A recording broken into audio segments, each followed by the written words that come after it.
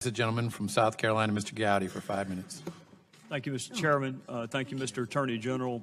I want to cover a couple of areas, but I want to start with something that's very important to me. I think it's important to all people in this country of good conscience, irrespective of their political ideation, and that is the independence of the Department of Justice. And in my judgment, 2016 and 2017 have been challenging years for the Department of Justice. The decision to charge someone carries with it multiple layers of review.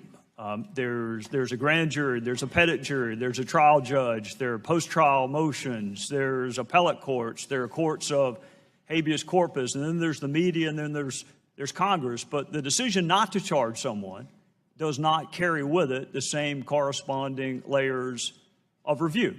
But in some instances, it's every bit as important to understand why law enforcement did not do something and why prosecutors did not do something. I'm not interested in relitigating the FBI's decision not to charge Secretary Clinton. That decision's been made, it's been explained, and I'm not interested in relitigating it. I am, however, interested in reviewing 2016 and 2017 with respect to the Department of Justice. And Mr. Attorney General, there was a time when my colleagues on the other side of the aisle were interested in having some of these questions answered as well. It wasn't a year ago that some of my Democrat friends wanted Jim Comey investigated and prosecuted for a Hatch Act violation. That was 12 months ago. And it was absurd then, and it's absurd now. But what's not absurd is when my Democrat colleagues ask, why did you decide to publicize one investigation but not another? Why did you decide to appropriate a decision away from the Justice Department, which is very unusual for the head of the FBI to serve as both the investigator and the decision maker? Just like Republicans wanted to know, Mr. Comey, did you reach your conclusions before the end of the investigation? Did you make decisions whether to charge or not to charge before you interviewed all of the witnesses? These are questions that, to me, go to the core of whether or not the department can be respected, separate and aside from politics. I mean, I guess that certain departments are just inherently political, but the Department of Justice should not be. And so I tell you that up front, that Chairman Goodlatte and I are going to be looking into the decisions made in 2016 and 2017. And I think I can speak for him, and I know I can speak for myself. My motivation is a love for that department and a love for the concept of blind justice that doesn't care whether it's an even-numbered year or an odd-numbered year. And to the extent that there were decisions made, including the decision to write a public letter in October of last year and follow that up with another public letter in November, those are legitimate questions, and I hope that the department will cooperate both with respect to making witnesses available, but also with respect to documents so Congress can better understand the decisions that were made and not made and restore some modicum of trust that all people, whether they agreed with the decisions or not, at least understand why they were made. Now, Mr. Conyers asked you whether or not it was appropriate for the president Could I respond just briefly to that? Yes, sir. You're familiar with the Inspector General. I'm meeting with him. And they make public their investigations. And several of the matters that involve the FBI are in the full and intense review by the Inspector General, and perhaps they can, under their rules of disclosure, perhaps you can inquire more about how that's ongoing. But I'm not able to give the details to you at this time. That's a serious matter. It's in my response to the chairman of yesterday. Well, I didn't intend to ask you to respond to it because you're right. Mr. Horowitz is looking into it. In fact, I'm meeting with Mr. Horowitz this afternoon, not in that capacity, but in another. And you're right. At some point, he's going to let Congress know what he found, but that does not absolve us of our responsibility to also look into it. Mr. Conyers asked you whether or not it was appropriate for the president to weigh in an ongoing investigation. And, of course, the answer to that is no. It is not appropriate. It's not appropriate in 2017. It wasn't appropriate when President Obama did it in the IRS targeting scandal. It wasn't appropriate when President Obama did it in the ongoing investigation into Hillary Clinton's server. It is never appropriate for a president to tell a Department of Justice what outcome it should reach. I just wish my friends on the other side had the same outrage when President Obama did it as they do now. I mean, I guess that's what this will be my last question to you. You're nominated by a president. You're approved by a Senate, but yet you work for a virtue. You work for a blindfolded woman holding a set of scales, and that is what makes our culture different. How do you restore people's trust, Republicans and Democrats, confidence in a Department of Justice when it seems like different rules apply depending on who's in power? The time of the gentleman has expired. The Attorney General will be permitted to answer. Well, it's a good question and an important question. We intend to do our work according to the established principles of the Department of Justice. We will not be infected by politics or bias. We will make only decisions we believe are right and just, and we're not going to use the department to unlawfully advance a political agenda. We're going to enforce the laws of this country effectively as Congress has passed them, and I am determined that when the years go by, that people will say this Department of Justice did not crumble. It stayed firm and true to the great principles that I was taught in the 15 years I served in the Department of Justice, 2.5 as an assistant, 12 as United States Attorney, and looking up to the Attorney General is somehow so far removed from me that was beyond recognition. But now I'm in that position. I think I understand the gravity of it.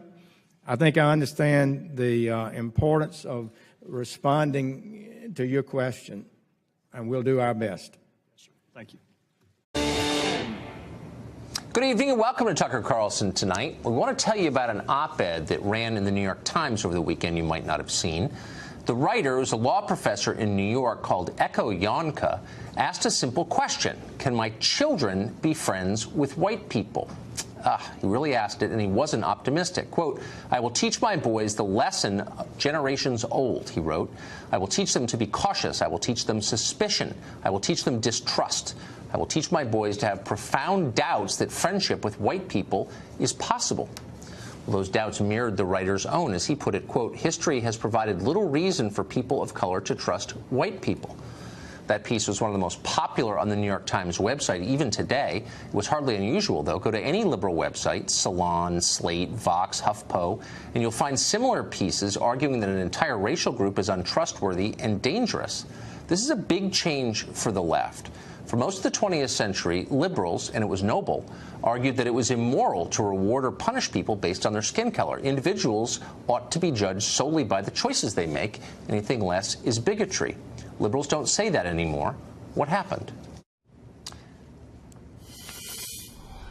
Echo Yonka is the author of that New York Times piece. He's a professor at Shiva University's Benjamin Cardozo School of Law, and he joins us tonight. Professor, thanks for coming on. Thanks for having me. So what struck me about this piece, a couple of different things, but the first thing was the generalizations about a racial group based on their race. And I grew up, I'm probably not so much older than you, in a world where overt expressions of that were not acceptable. You weren't allowed to generalize on the basis of race because the assumption was each person is an individual and you judge each person by the choices he or she makes. I don't understand when it became okay to generalize about racial groups. Well, I mean, it's to me, a strange way to put the question. I mean, while it's the case that we all hope that we can be judged for who we are, I think while some people have the luxury to be raised only being told to look at individual people, it should be no surprise to you that black people, in particular black men, have been taught forever that they have to be careful how they behave around white people, that the way they behave will be interpreted differently, that when they misbehave, it'll be punished differently, that if they laugh too loud, if they walk into a nice store. So with all due respect, Tucker, what was true for you has never been true for lots of people. Well, I mean, there are a lot of ways to respond to that. One, on a factual basis, and in truth, in a lot of places in this country, the main threat that African Americans face is not from white people, as you perfectly well know. But beyond that, the idea that you could understand a person's motive merely by knowing his race dehumanizes that person. It's the definition of racism, and you're engaging in it in the New York Times, and nobody says anything about it. And I just felt it was worth pointing that out and asking you if you feel it's okay to generalize about people you've never met, about whom you know nothing beyond what they look like, and say, I know who you are and what you believe. So I first want to respond to the first comment. I think is ought not be let lie. While it's true that, of course, people of color face threats from other people of color, it's also true that white people face the overwhelming threat from white people. That is, people face threats from who they live beside. So I find it exactly. But I think it's fair to point out that we oughtn't be too distasteful and say things like, well, the great threat. It does feed a certain uglier narrative that we don't want. But to your core point, wait, hold on. Why does the truth ever feed a, quote, ugly narrative? The truth is worth telling for its own sake because it's true. You're welcome to tell the truth, but it is deeply suspicious that people are so quick to say things like the main threat facing African Americans is other African Americans, but you never hear anybody say the main threat facing white people is white people. Right, so there is no phrase white on white crime. I don't know. I mean, people say that. I mean, I guess the point is, Tucker, you don't face a threat from an entire racial group. You face a threat from individuals who've made individual choices. Well, we should turn to that. But just in closing, I should say we should be honest and not pretend that there is a phrase like white on white violence, right? That phrase doesn't exist for very particular reasons. Okay, well, we can invent it here. But I guess the point I'm making is that you should never generalize about people on the basis of their skin color because it reduces them to the sum total of their skin color. And again, that's the definition of racism. And you're engaging in it in this piece. And I don't think it's helpful. I think it's wrong. Well, so I just entirely deny that. What I said was that you should generalize and dislike people because of their skin color. What I do think is true is that in a world in which things have gotten ever more dangerous for people of color, it is, in fact, the case that undermines our ability to trust each other across racial bounds. And here's what's true, or at least here's what I wrote. Not that white people are unavailable for friendship, but in this world, it is up to our white friends and allies to be sure to stand up for those who are under attack. If I want to prove that I'm the kind of person who can be your friend, that means that when something is actually threatening you, I actually have to be there for you. Okay, but again, you're making generalizations across racial groups. So you say, for example, I will have to discuss with my boys whether they can truly be friends with white people. History has provided little reason for people of color to trust white people. I have profound doubts that friendship with white people is possible. Again, these are okay, yeah, but that's absolutely right. If I were to write, you know, I was mugged as a pizza delivery boy, and I told my children that they should never trust anyone who looks like the people who mugged me. That would be, I would never do that. I think that would be immoral, but it would be the definition of racism because I would be equating the people who mugged me with everyone else who looks like them. I think if that's the only part of the article you read, it might sound like that. But of course, the article has a much richer argument. And the argument I make is, look, in a country where it turns out that when the most vulnerable people of color are under threat, those who they count on are nowhere to be seen, or at least for some group of people, and I speak explicitly about the political moment we're in today, right? So if we have a president who marshals forces of hatred and anger and divisiveness and frankly just danger, quite aside from who he is, I'm not particularly interested in who he is, if the people who call themselves your friends are not going to push back against that, then maybe you can tell me why it is I should trust those people? Well, so I guess what you're saying is that people who don't agree with your politics can't be your friends, which I think is an unfortunate conclusion to reach, but it's different from the one you articulate here. You're making, again, for the third time, generalizations based on race, and the truth about the last election is, this is not a defense of Donald Trump, merely an acknowledgement of the fact that he received more African-American votes than any Republican since 2004. I think he had 8% of African-American men. So that's not a huge number, but that's tens of thousands of people. Are they in the same category, too? Can you not trust them? I mean, I don't really understand. If you're saying you can't trust Trump voters, fine. Sure. But white people? I mean, that's a grotesque generalization and a divisive Tucker, one. I'm a little worried that you keep reading the same parts without, I mean, you would make it seem as though the entire piece was just that paragraph. So the piece goes on to say... Well, it's the title of the piece, and it's in four separate graphs. Yeah. So I have no problem standing behind the title of the piece, but it is worth pointing out, as I have again and again, what the piece says is, when those who count themselves as your friend see that others put you in danger, Right. It is their opportunity to prove they're your friend. And if we have let's just speak plainly about this. Tucker, you have children like I do, right? I do. And if your daughters were, I don't know, friendly with a group of people, and it just turned out that repeatedly when they went out and your daughters were in danger, those group of young men just disappeared. I think at some point you tell your daughters, look, it's fine to be friendly with them, but these are not your friends. You can't Yeah, but I guess count on I would, them. because I'm not a racist, what I wouldn't say is anybody of a certain race falls into that category. I would never do that. So And again, so if one of my daughters was mugged by someone of a certain color, I would never say to my daughter, that's more evidence you can never trust anyone who looks like that, because I would be inculcating race hatred in my children, as you are. So well, I mean, obviously I deny that. Look, what I said over and over was, we live in a country where we oughtn't pretend that these divides have not consistently been on racial grounds. And we see that over and over and over. When black people are in danger... That's true. I agree. When black people are in danger from, say, addiction, we get policing. When white people are in danger from addiction, they get rehabilitation. When black people don't have jobs, we get stories about why we're making the wrong choices. When white people don't have jobs, we get a presidential campaign about the forgotten class. Well, you know, look, I mean, these are subjects I know a lot about, and I think those are gross generalizations, so let me just say I don't accept them, but I get your point. I'm going to go ahead and I'll finish, and then I'm happy to hear your point of view. So if it's the case that we live in a country where these divides have always consistently been racial, then I think it's not only delusional, but it would be dangerous of me not to teach my boys that when they walk out in the world, there'll be a world that treats them differently because of their race. Should I say the same thing to my children? Yeah, that there are African-American law professors who dislike you because of your color and you should dislike him back? No. And all African-American law professors? I would never say that because that's grotesque. No, and again, it's race hatred. So, I mean, you keep saying the same thing, and I keep trying to say... Because I can't get past it. Apparently. So what I've said over and over is, look, what matters when people are in danger, if you're going to say that you're the kind of person they can trust as a friend, is you have to step up. And when it's the case that these friendship lines break down on racial lines, then it's your turn to step up because of these racial lines. So if I know that in my school there's a tense point because everybody hates the Filipino student, when the Filipino student walks into my area, I'm going to make sure that he knows I'm an ally. I'm not going to disappear when he's in danger.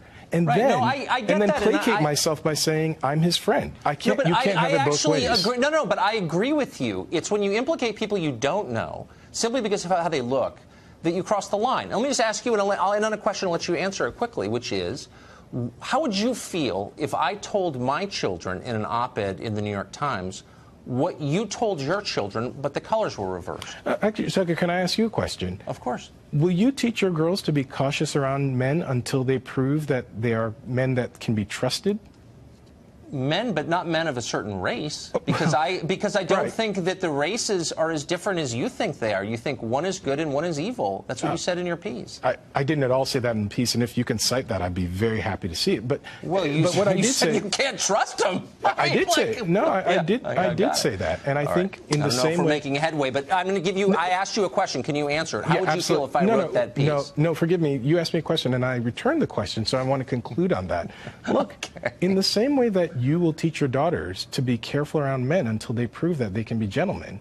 If somebody said, oh my God, that's outrageous, Tucker Carlson is teaching his daughters that men are evil, that would be laughable. You're conflating sex with race. Forgive me. No, you forgive me, because we acknowledge differences between the sexes, but not significant ones between the races. Well, and so that's sophism, what you're doing right now. I don't think it's sophism at all. I find it remarkable that you can live in the America we live in and pretend that we oughtn't see that racial lines are equally divisive. That's not what I was saying. I said, would you be okay with me writing this piece to my children if the races were reversed? Because the facts, because the facts are different, Tucker. Okay. Listen, because one goes bad, one's good. All right, got it. That's absurd. If I don't teach my boys how to be cautious, how to be careful, how to be perceived in the right way, I'm not just risking their feelings being hurt. I'm risking their bodies being broken. Should I teach my kids that?